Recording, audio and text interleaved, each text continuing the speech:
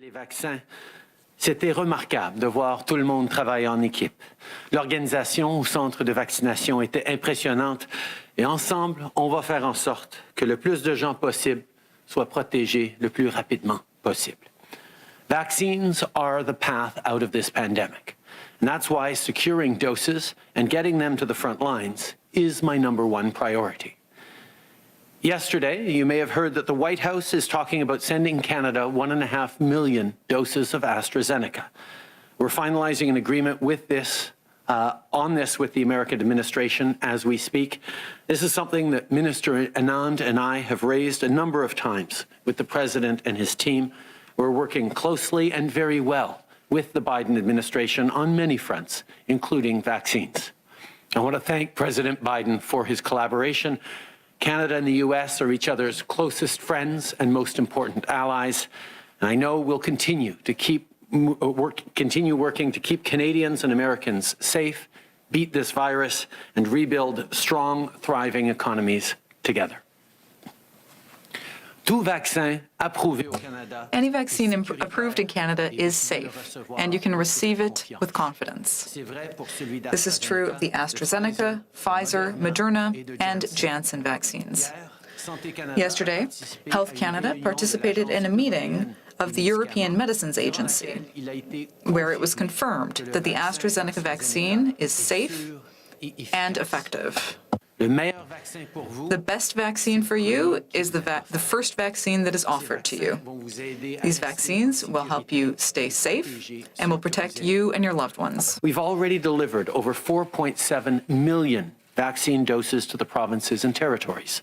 And this week, we got more good news about shipments from Pfizer.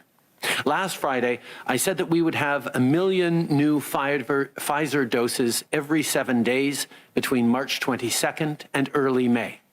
Well, yesterday, we confirmed that we will continue to receive over 1 million doses a week through to the end of May. Everyone who wants to will be fully vaccinated by the end of September, as we've been saying for months. Yesterday, we also approved the deployment of the Canadian Armed Forces to northern Manitoba in order to help roll out vaccines in First Nations communities that are otherwise hard to reach. This is about working in partnership with First Nations on their efforts to get as many people vaccinated as soon as possible. The Armed Forces are currently doing detailed planning of the deployment for up to 23 communities in northern Manitoba. Again, I want to thank all of our members of the armed forces who step up time and time again to keep Canadians safe. Pour mettre fin à la pandémie, pour rebâtir suite à la crise économique. In order to end the pandemic and rebuild from the global economic crisis, we all need to work together. Yesterday, I spoke with the Director General of the International Monetary Fund, Kristalina Georgieva, concerning the international economic recovery. We need to rebuild, and we need to do so in a way that benefits everyone, including and especially the most vulnerable. Director General Georgieva and myself discussed the IMF's international report, which underscores the positive and concrete effects of our actions to support Canadians through this crisis. On Wednesday, I also spoke with Italian Prime Minister Mario Draghi. Our two countries are long-standing partners, united by our populations and our values. Canada enthusiastically welcomes Italy's leadership as it assumes the G20 presidency this year. The Italian Prime Minister and myself discussed, among other things, measures to allow families and businesses to get through these challenging times. Of course, we also talked about the importance of vaccination in order to ensure the safety of Canadians, Italians, and people around the world. Vaccines and programs like the Canada Recovery Benefit help people stay safe and healthy. But they also need a safe and affordable place to live. The last year has reminded us just how important it is to have a roof over your head. But for far too many people, this is not something that they can take for granted. 2015, we've made historic investments in housing from coast to coast to coast. And last year, when the pandemic hit hard, we knew that we had to do even more and faster. And that's why we invested $1 billion in the new Rapid Housing Initiative to quickly create homes right across the country. At the time, this investment was for 3,000 units. Well, earlier today, Minister Justin had some great news to share. We're not just going to meet our targets, we're going to exceed it. The Rapid Housing Initiative will now mean over 4,700 more homes, almost 40% of which will be for Indigenous people. This is about more than just a roof over someone's head. It's about hope. It's about a brighter future. Just take what an affordable home has meant for a single parent like Sabrina from Peterborough.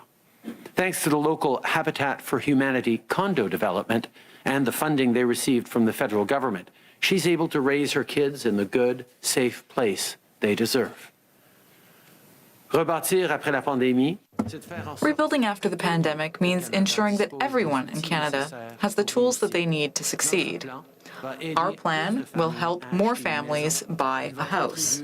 It will help create 1 million jobs for workers of all ages. And our plan will allow all Canadians to rebuild better and stronger for a better future. And finally, let me say a few words about Michael Spavor and Michael Kovrig. Michael Spavor's hearing took place earlier today. The court has not yet pronounced a verdict. Michael Kovrig's hearing is scheduled for Monday. Let me be very clear. Their arbitrary detention is completely unacceptable, as is the lack of transparency around these court proceedings. Our top priority remains securing their release. We will continue to work tirelessly to bring them home as soon as possible.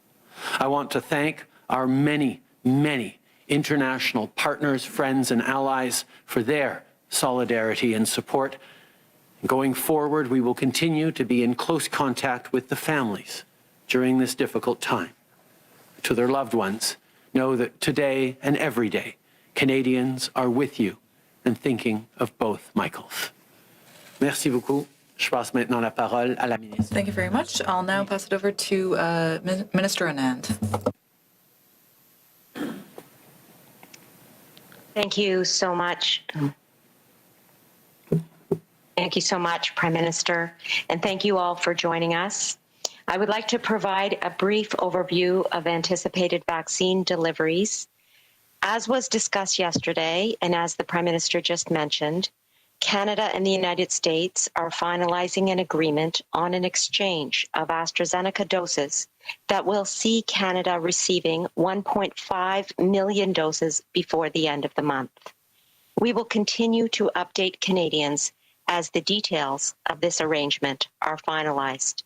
Avec les livraisons prévues de Pfizer et Moderna, With the planned deliveries of Pfizer and Moderna vaccines, we will be receiving a little bit less than 5 million doses of vaccines over the next 2 weeks, for a total of 9.5 million doses delivered by the end of the first quarter.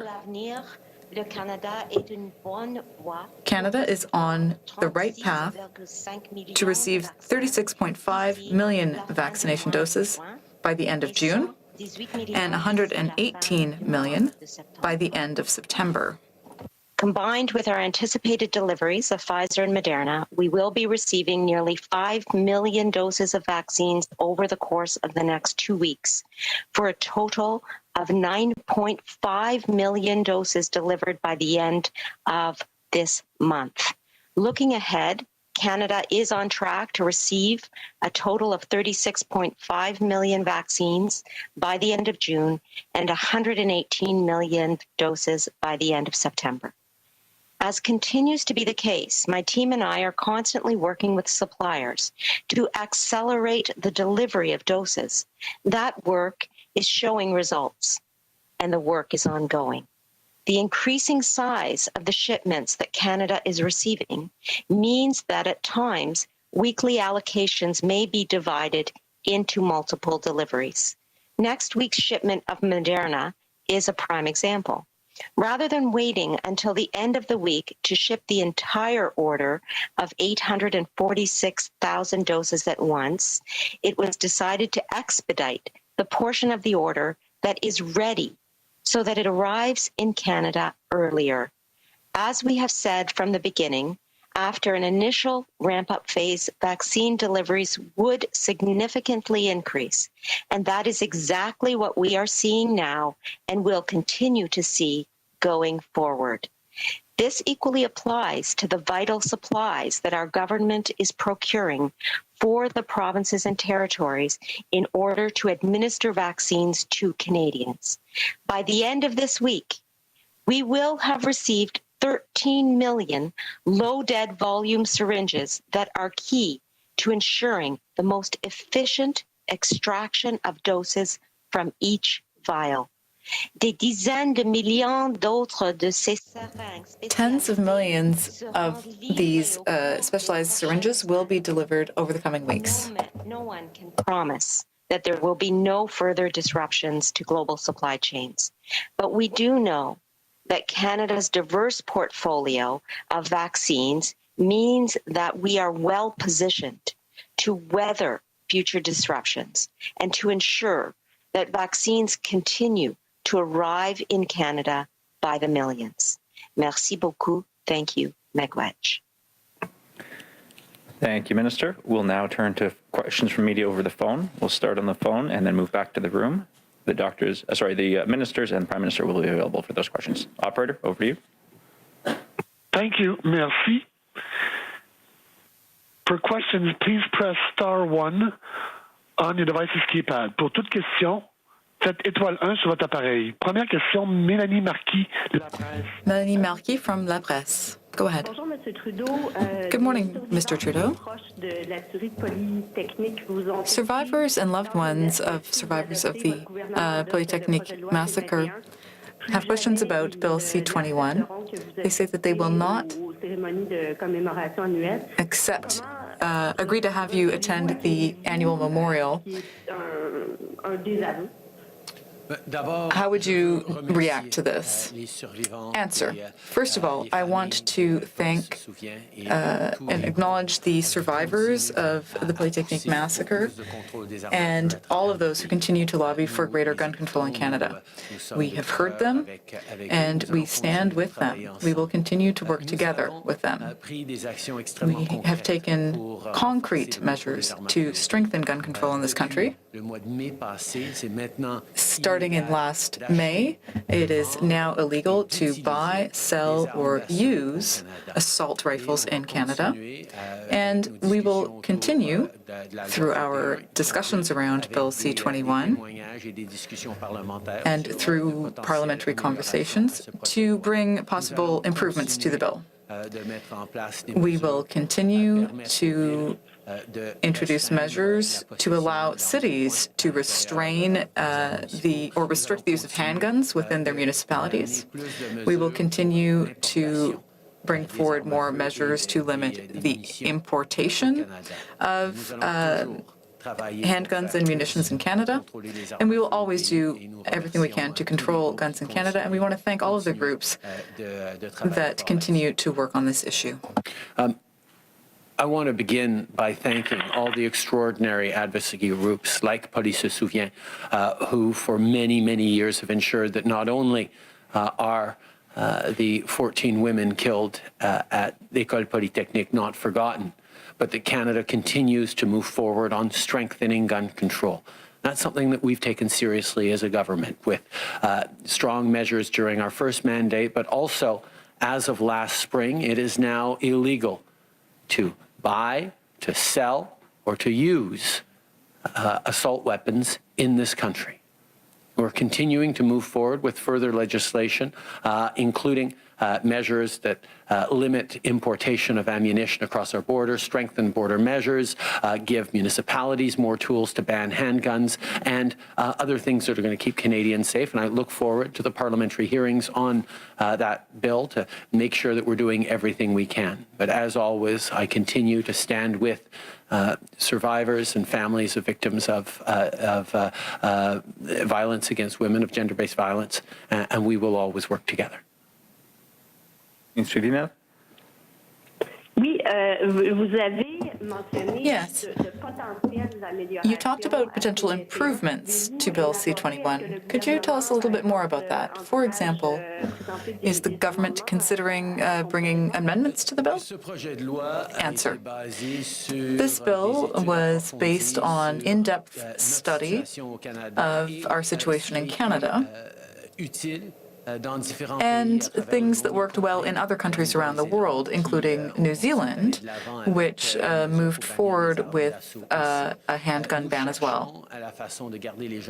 We are looking to find ways to keep people safe, and we are confident that our approach is the right one. But we're always open to listening to testimony that may suggest possible improvements. Merci. Prochaine question. Operator. Thank you. Merci. La prochaine question, l'inaudible, la presse canadienne. The next question is from La Presse Canadienne. Question. Yes. Now, I'd like to ask Minister Anand to clarify. Now, the U.S. is sending us AstraZeneca vaccines, and I'm wondering what the expiration date would be for those. And Mr. Trudeau, we're receiving 1.5 million vaccines that we weren't expecting from the U.S. Does this make you have any further reflection on the COVAX situation and the poorer countries who are even more disadvantaged than Canada when it comes to getting vaccines? Answer from the Prime Minister. Our priority is always to vaccinate as many people as possible, obviously starting with seniors, Indigenous peoples, and the most vulnerable people across the country, including frontline essential workers.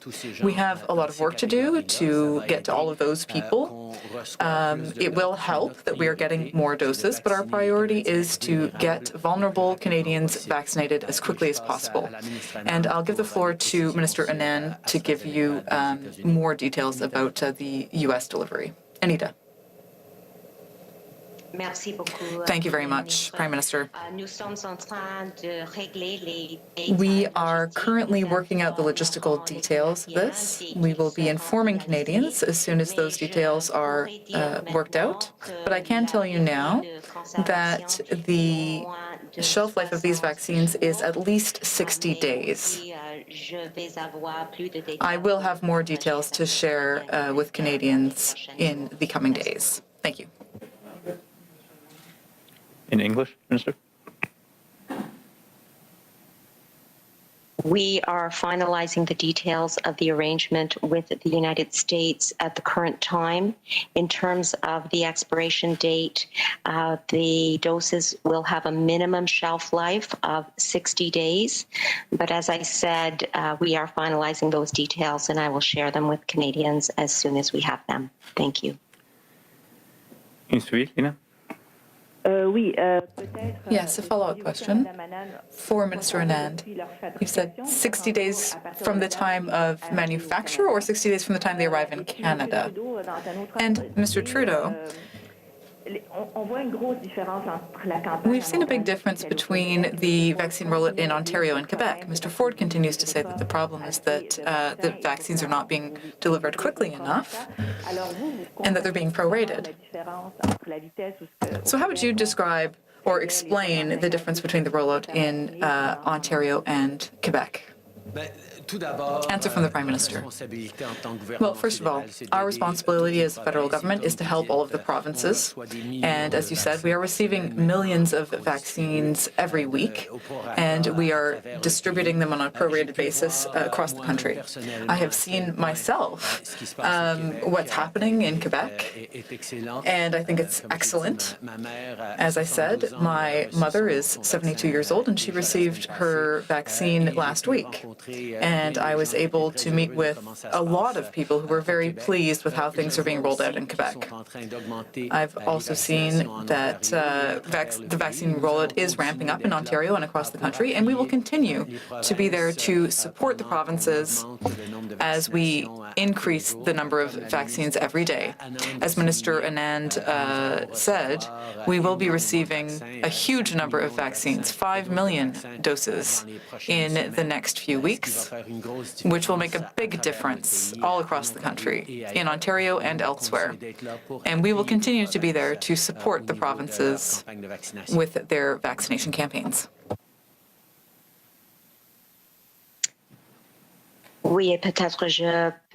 Yes, and perhaps I'll just add something here as well, Prime Minister. These deliveries mean that, along with all of the other deliveries, Canada will be receiving a total of 9.5 vaccine doses in this quarter, so before the end of the month. Although there's still a lot of work to be done to ensure that all Canadians have access to vaccines, we have accelerated the delivery of 3.5 million vaccines. And also, when it comes to the dates for those doses,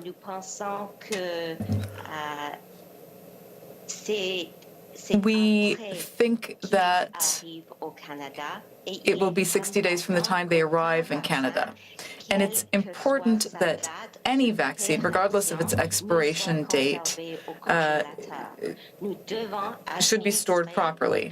So we need to administer these doses, give them to Canadians as quickly as possible. That is the case for the AstraZeneca vaccines as well as the Pfizer and Moderna ones. Thank you very much.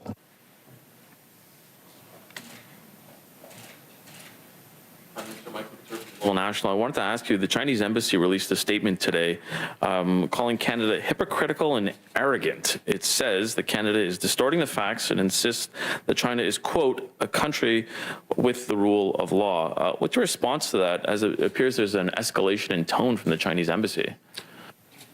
Canada is a country of the rule of law. We move forward in full respect of that rule of law, and we move forward in full transparency.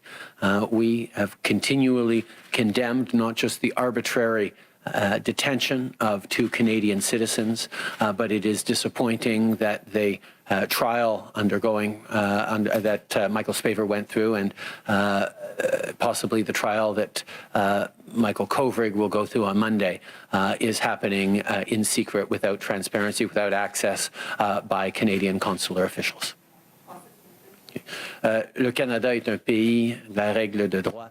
Canada is a country of the rule of law, a country where our processes are transparent, and it's disappointing to see that not only did China use this arbitrary detention on 2 of our citizens, but also that this is happening in a very non-transparent way. Even consular representatives and diplomats were unable to attend the trial. Just as a follow-up, I wanted to ask you, you continue to say that the multilateral approach with China is the right one. However, we've seen these 2 gentlemen, Michael Kovrig and Michael Spavor, go to trial. So that's kind of evidence that that hasn't worked. So what kind of assurances can you give the families that your government can be trusted to get them home? Over the past number of years, we have worked very closely, not just with the families, not just directly in diplomacy with China, but also very much with the international community, with our allies. We saw against arbitrary detention move forward in the global community over the past number of months.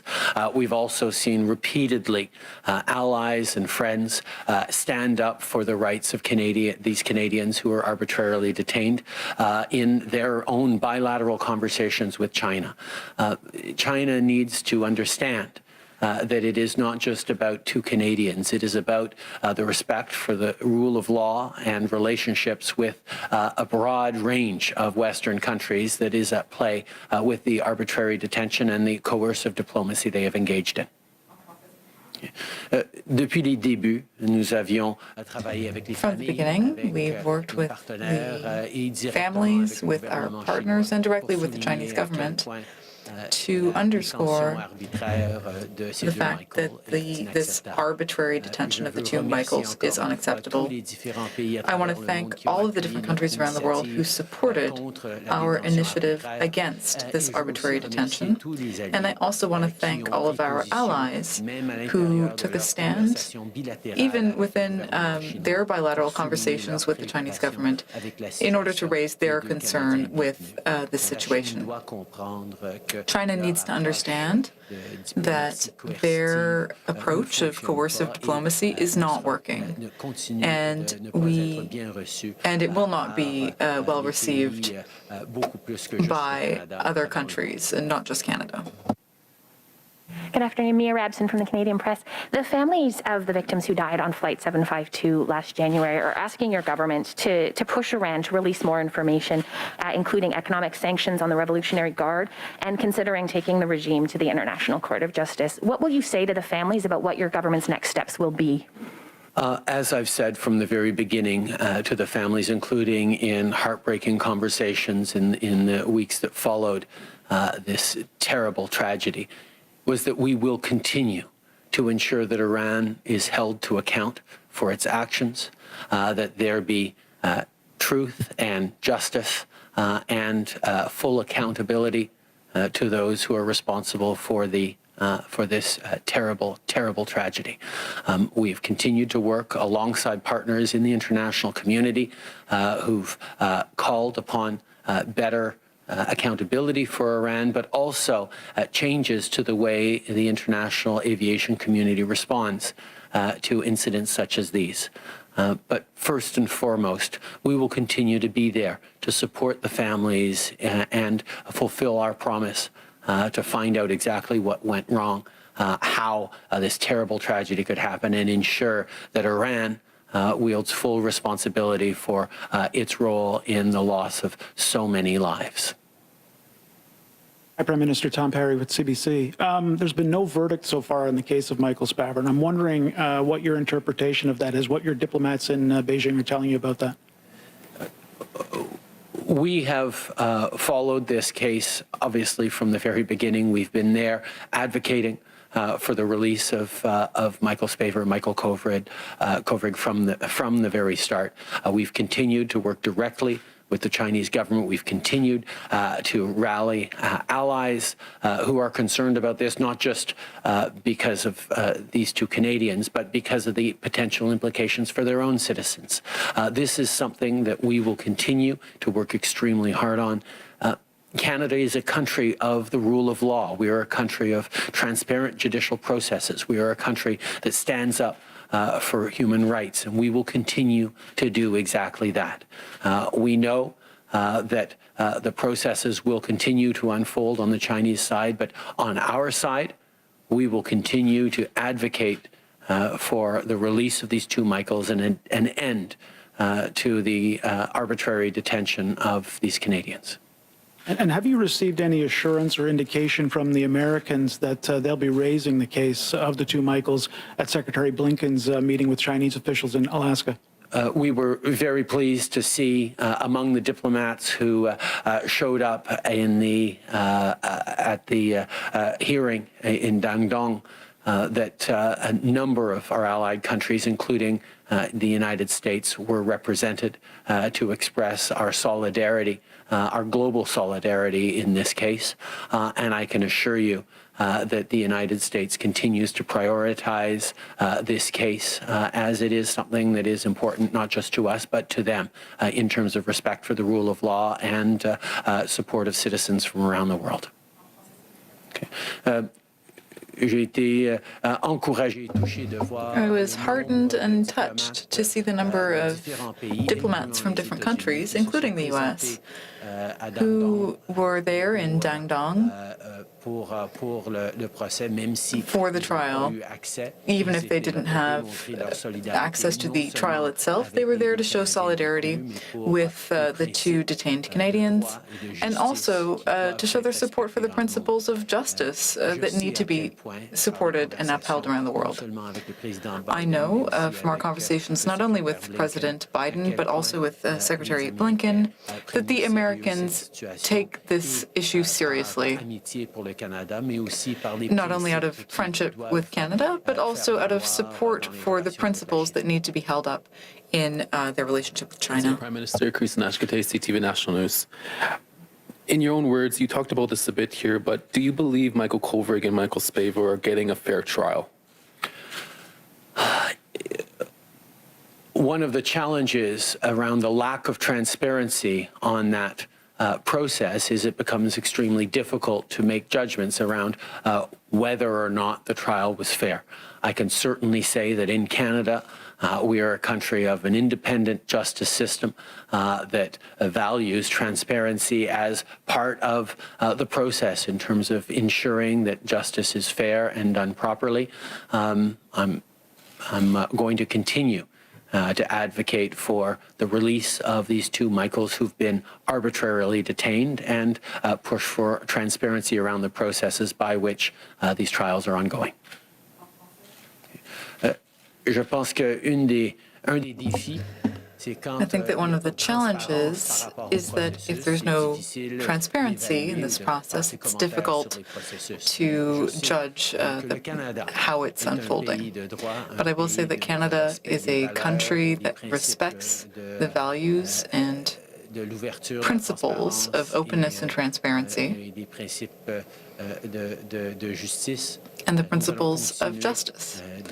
We will continue to follow this case and to call on the government of China to release those two Canadians and send them home. Follow up here. Do you trust that the Biden administration is able to provide enough support and can help solve the situation with the Michaels? And what kind of pressure are you putting on China? Have you explicitly phoned President Biden since the trials have been announced?